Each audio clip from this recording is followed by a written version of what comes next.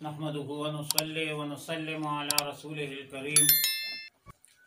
अम्मा बअदु फ़अऊज़ु बिल्लाहि मिनश शैतानिर रजीम बिस्मिल्लाहिर रहमानिर रहीम क़ुल लिल्लज़ीना कफ़रू इयंतहु युग़फ़र लहुम मा क़द सलफ़ व इन यऊदू फ़क़द मदत सुन्नतुल अव्वलीन। पारा नंबर 9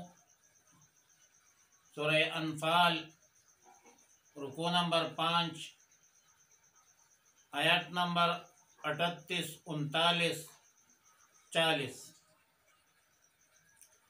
क़ुल लिल्लज़ीना कफ़रू, आप फरमा दीजिए, लिल्लज़ीना कफ़रू, उन लोगों को जिन्होंने कुफर किया है, इयंतहु युग़फ़र लहुम मा क़द सलफ़, अगर वो बाज आ जाए जो कुछ गुजर चुका है तो वह इनके लिए मुआफ़ कर दिया जाएगा। व इन यऊदू फ़क़द मदत सुन्नतुल अव्वलीन, और अगर वह फिर भी वही करेंगे जो करते हैं तो पहले लोगों का तरीक़ा गुजर चुका है। वक़ातिलूहुम हत्ता ला तकून फितनतुन, और इनसे लड़ते रहो यहाँ तक कि फितना न रहे। वयकून अद्दीनु कुल्लुहु लिल्लाह, और सारा दीन अल्लाह के लिए हो जाए। फ़इन इंतहौ फ़इन्नल्लाह बिमा यअमलून बसीर, बस अगर वो बाज आ जाए तो बेशक अल्लाह ताला इन कामों को देखता है जो वो करते हैं। व इन तवल्लौ, और अगर वो गर्दानी करे वो, फ़अलमू अन्नल्लाह मौलाकुम, तो यकीन जानो कि बिलाशुबा अल्लाह ताला तुम्हारा मौला है। निअमल मौला, वह अच्छा मौला है। व निअमन नसीर, और अच्छा मददगार है। आयत मज़कूरा आयत नंबर 38 में तरगीब भी है, तरहीब भी है।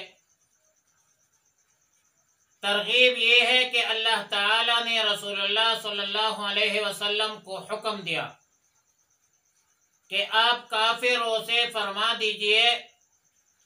कि अब तक जो तुम कुफर पर डटे रहे, जमे रहे,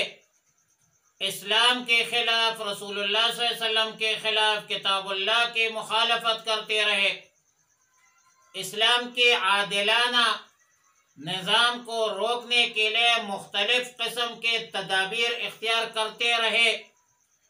जंग करते रहे, साजिशें करते रहे, जिदाल करते रहे, तो अगर इन तमाम बदअमालियों के बावजूद ये कुफ्फार तौबा ताइब हो जाए, इस्लाम कबूल फरमा दे, तो वो सब कुछ मुआफ़ कर दिया जाएगा जो अब तक गुजर चुका है। सैयदना अमर इब्न अल-आस रज़ी अल्लाह ताला अन्हु इब्तिदा में इस्लाम के बड़े दुश्मनों में से था। उन्होंने रसूलुल्लाह सल्लल्लाहु अलैहि वसल्लम को अर्ज़ किया कि या रसूलुल्लाह सल्लल्लाहु अलैहि वसल्लम, मैं इस शर्त पर आपके हाथ पर बयात करना चाहता हूँ कि मेरे मग़फ़िरत कर दी जाए। तो रसूलुल्लाह सल्लल्लाहु अलैहि वसल्लम ने फरमाया कि ए अमर, क्या तुम्हें मालूम नहीं कि इस्लाम उन सब चीज़ों को ख़त्म कर देता है जो इससे पहले थी, और बिलाशुबा हिजरत उन सब गुनाहों को ख़त्म कर देती है जो इससे पहले थी, और बिलाशुबा हज गुनाहों को ख़त्म कर देता है जो इससे पहले थी। इन्नल इस्लाम यहदिमु मा काना क़ब्लहु व इन्नल हिजरत यहदिमु मा काना क़ब्लहा, रवाहु मुस्लिम। मुहद्दिसीन ने लिखा है کہ ہجرت اور حج سے صغیرہ گناہ معاف ہوتے ہیں، حقوق العباد معاف نہیں ہوتے، کبیرہ گناہ معاف نہیں ہوتے، لیکن اللہ کے فضل کو دیکھ لیجئے، اللہ کے کرم کو دیکھ لیجئے کہ کوئی شخص کتنا ہی دشمنی اسلام کیوں نہ ہو، جب وہ اسلام قبول کرتا ہے، اسلام میں داخل ہوتا ہے، تو گزشتہ سب گناہ ان کے معاف ہو جاتے ہیں۔ اور ترغیب یہ ہے کہ وَإِن يَعُودُوا فَقَدْ مَدَتْ سُنَّةُ الْأَوَّلِينَ، یعنی اگر کافر اپنے کفر پر جمے رہے تو ان کو سمجھ لینا چاہیے کہ پہلے لوگوں کو اللہ کے احکامات کے انکار پر انبیاء علیہ السلام کے ساتھ عناد کی وجہ سے ان کو جو سزائیں ملی تھی، قتل ہوئے تھے، مغلوب ہوئے تھے، پھر ان لوگوں کو بھی وہی سزائیں ملی تھی، اور پھر آخرت کا عذاب دائمی بھی ہے جو ہر کافر کے لیے بہرحال ہے۔ معالم التنزیل لکھتے ہیں کہ فقد مدد سنت الاولین اے فی نصر اللہ انبیائہ و اولیائہ و اہلاک اعدائہ، یعنی اللہ تعالی کا یہ تکوینی قانون ہے، ضابطہ ہے کہ اپنے انبیاء علیہ السلام اور اولیاء کی مدد فرماتے ہیں اور دشمنوں کو ہلاک کر دیتا ہے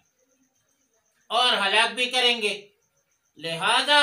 اگر کافر اپنے کفر پر جمے رہے، ڈٹے رہے، کفر سے باز نہیں آئے، تو اس تکوینی قانون کے مطابق ان کفار کا بھی وہی حشر ہوگا جو گزشتہ لوگوں کا کفار کا ہوا ہے۔ آیت نمبر 39 میں قانون جنگ کا دفعہ نمبر 5 ہے، اور قانون جنگ کا دفعہ نمبر 5 ہے غایتی قتال۔ وَقَاتِلُوهُمْ حَتَّى لَا تَكُونَ فِتْنَةٌ وَيَكُونَ الدِّينُ كُلُّهُ لِلَّهِ، دو لفظ آیات میں مذکور ہے، ایک فتنہ ہے اور ایک دین ہے۔ ائمہ تفسیر سے دو معانی منقول ہے کہ فتنہ سے مراد کفر ہے، شرک ہے، اور دین سے مراد دین اسلام ہے۔ یہ تفسیر سیدنا عبداللہ ابن عباس رضی اللہ تعالی عنہما سے منقول ہے، اور اس تفسیر کے مطابق آیات کا معنی یہ ہے کہ مسلمانوں کو کفار سے قتال اس وقت تک جاری رکھنا چاہیے جب تک کفر مٹ نہ جائے اور کفر کی جگہ اسلام نہ آ جائے۔ اسلام کے علاوہ کوئی دین قابل قبول نہیں ہے، اور اس صورت میں اس تفسیر کے مطابق یہ حکم صرف اہل مکہ، اہل عرب، جزیرۃ العرب کے لیے خاص ہوگی، کیونکہ جزیرۃ العرب اسلام کا گھر ہے۔ جزیرۃ العرب میں دین اسلام کے علاوہ کوئی دوسرا دین قابل قبول نہیں ہے، تو یہ دین اسلام کے لیے مخصوص ہے۔ باقی ساری دنیا میں دوسرے ادیان، دوسرے مذاہب کو قائم رکھا جا سکتا ہے، جیسا کہ قرآن کریم اور روایت صحیحہ اس پر شاہد ہے، لیکن جزیرۃ العرب میں اسلامی باقی رہے گا اور اسلامی برقرار رہے گا، اور نبی علیہ السلام نے فرمایا اخرج الیہود من جزیرۃ العرب، تو ادھر یہود بھی نہیں رہ سکتے۔ دوسری طرف سیدنا عبداللہ ابن عباس رضی اللہ تعالیٰ عنہ سے تفسیر منقول ہے آیات مذکورہ کی کہ فتنہ سے مراد ایذا ہے، مصیبتیں ہے، عذاب ہے، تعذیب ہے، مسلمانوں کو تکالیف ہے، جس کا سلسلہ کفار مکہ کی طرف سے مسلمانوں پر ہمیشہ جاری و ساری رہا، جب تک مسلمان مکہ مکرمہ میں قیام پذیر تھے، اور جب مسلمانوں نے مدینہ منورہ کی ہجرت کی تو ان کفار نے ایک ایک مسلمان کا تعاقب کیا۔ اور یہاں تک کہ پورے مدینہ منورہ پر بھی لشکر کشی کی۔ تو خلاصہ کلام یہ ہے کہ مسلمانوں پر اعدائے اسلام کے خلاف جہاد اس وقت تک واجب رہے گا جب تک مسلمانوں پر مظالم کا فتنہ ختم نہ ہو جائے اور اسلام کو سب ادیان پر غلبہ حاصل نہ ہو۔ یہ صورت قرب قیامت تک جاری رہے گی۔ نبی علیہ السلام نے فرمایا الجہاد ماد الی یوم القیامہ۔ بہرحال اعدائے اسلام کے خلاف جہاد کے نتیجے میں دو صورتیں پیدا ہو سکتی ہے۔ ایک صورت یہ ہے کہ عالم کفر مسلمانوں پر ظلم، جبر، بربریت، استحصال، استحصال سے بالکل باز آ جائے اور بے شک اسلامی برادری میں داخل ہو کر بھائی بھائی بن جائے، یا اپنے مذہب پر ہوتے ہوئے مسلمانوں پر ظلم و ستم کا سلسلہ روک لے اور اطاعت کرے معاہدے کی۔ دوسری صورت یہ ہے کہ اب دونوں صورتوں میں جب وہ دونوں صورتوں کو قبول نہیں کرتے، نہ ظلم کو روکتے ہیں، نہ ایمان اسلام قبول کرتے ہیں اور مقابلہ پر جمے رہتے ہیں، تو اگلے آیت میں آیت نمبر 40 میں اس کے احکامات مذکور ہے۔ البتہ آیات نمبر 39 کے آخر میں فرمایا فَإِنِ انْتَهَوْا فَإِنَّ اللَّهَ بِمَا يَعْمَلُونَ بَصِيرٌ۔ اگر یہ کفار باز نہ آ جائے تو اللہ تعالیٰ سب اعمال کو خوب دیکھتے ہیں۔ مطلب یہ ہے کہ اگر باز آ جائے تو ان کے خلاف جہاد کو بند کر دیا جائے گا، اور اس صورت میں مسلمانوں کو یہ خطرہ ہو سکتا ہے کہ معرکہ قتال کے بعد کفار کی طرف سے صلح کا معاہدہ مسلمانوں کے حق میں اور مسلمانوں کے سامنے اس کا اظہار ممکن ہو، اور یہ بھی ہو سکتا ہے، ممکن ہے کہ محض جنگی چال کے بنیاد پر عالم کفر معاہدے کا جو ہے وہ اظہار کرے، تو اس صورت میں جنگ بندی کرنا یقیناً مسلمانوں کے لیے مضر ہوگی۔ تو اس کا جواب یہ ہے کہ قرآن کریم نے بھی یہی احکامات ہے، شریعت کے بھی یہی احکامات ہے کہ مسلمان ظاہری اعمال کے پابند ہے، دلوں کے رازوں کو اللہ جانتا ہے کہ وہ دھوکے کی بنیاد پر معاہدہ کرتے ہیں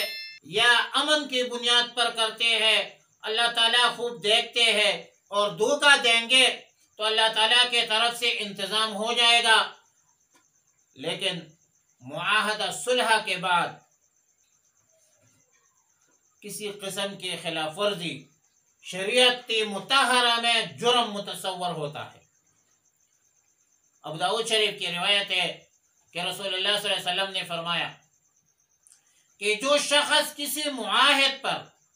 یعنی اس شخص پر جس نے اسلامی حکومت کی اطاعت وفاداری کا معاہدہ کیا ہو، اور آپ اس پر ظلم کریں یا اس کو نقصان پہنچائے یا اس سے کوئی ایسا کام لے جو اس کے طاقت سے زائد ہو، یا اس کے کوئی چیز ان کے دلی رضامندی سے حاصل کرے، تو نبی علیہ الصلوۃ والسلام نے فرمایا کہ میں قیامت کے دن اس مسلمان کے خلاف معاہد کی حمایت کروں گا۔ لہذا ادھر بہت احتیاط کی ضرورت ہے کہ ہماری اسلامی ممالک میں، خاص کر پاکستان میں، جو ہمارے ہولڈر ہے، نیشنلٹی ہولڈر ہے اور غیر مسلم ہے، تو ان کے حقوق کا ضرور خیال کیا جائے۔ قیامت کے دن اگر آپ ان کے ساتھ ظلم کریں گے، زیادتی کریں گے، اس کے حق تلفی کریں گے، تو قیامت کے دن رسول اللہ صلی اللہ علیہ وسلم وہ اس معاہد کے ساتھ، اس غیر مسلم کے ساتھ آپ کے خلاف کھڑا ہوگا۔ لہذا ادھر اس معاملات میں ہمارے ہاں عیسائی رہتے ہیں، ہندو رہتے ہیں، سکھ رہتے ہیں، تو اس کے حق، ان کے مال، جان، عزت کے تحفظ وہ اسلامی نقطۂ نظر سے ہماری ذمہ داری ہے کہ وہ ہم جاری رکھیں۔ دوسری صورت یہ ہے کہ عالم کفر اپنے ضد اور عناد پر جمے رہے، تو ایسے لوگوں کے متعلق اللہ تعالی نے فرمایا کہ وَإِن تَوَلَّوْا فَاعْلَمُوا أَنَّ اللَّهَ مَوْلَاكُمْ نِعْمَ الْمَوْلَى وَنِعْمَ النَّصِيرُ، یعنی اگر وہ بات نہ مانے اور امن و امان کا راستہ ان لوگوں کو، ان بدبختوں کو پسند نہیں ہے، تو سمجھ رکھو کہ اللہ تعالیٰ تمہارا مددگار ہے،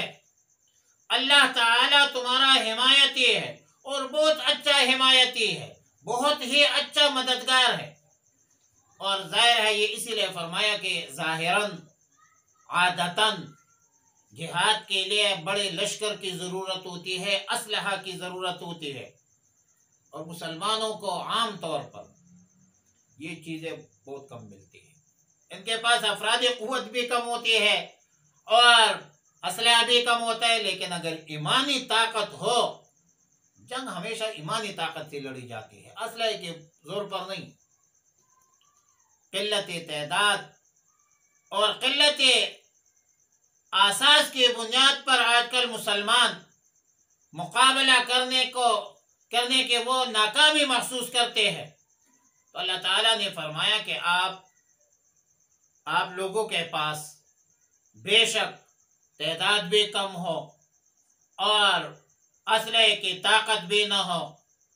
اور ان کے پاس بے شمار طاقت ہو، کفار کے پاس، مخالفین کے پاس، مگر جب اللہ کی غیبی مدد نہ ہو تو پھر کامیابی آپ حاصل نہیں کر سکیں گے۔ لہذا مدد، نصرت، فتح، کامیابی کے حوالے سے اللہ ہی کی طرف دیکھنا چاہیے۔ وہ فتح اور کامیابی اور نصرت اللہ کی طرف سے ہے، لہذا تم اللہ پر اعتماد رکھو، اللہ پر اعتقاد رکھو، نیت خالص کرو، اللہ کی رضا کو سامنے رکھو۔ اللہ تعالیٰ سب سے بہتر حمایتی ہے، سب سے بہتر مددگار ہے۔ اللہ کی طاقت، قوت، سمع، علم، بصر، پورے جہان، پورے کائنات عالم کے قوت، طاقت، علم، سمع، بصر کے برابر نہیں ہو سکتے۔ اللہ کا علم، قدرت، سمع بہت زیادہ ہے، تو فتح بھی اللہ کے اختیار میں ہے، نصرت بھی اللہ کے اختیار میں ہے، عزت بھی اللہ کے اختیار میں ہے۔ وآخر دعوایا ان الحمد للہ رب العالمین۔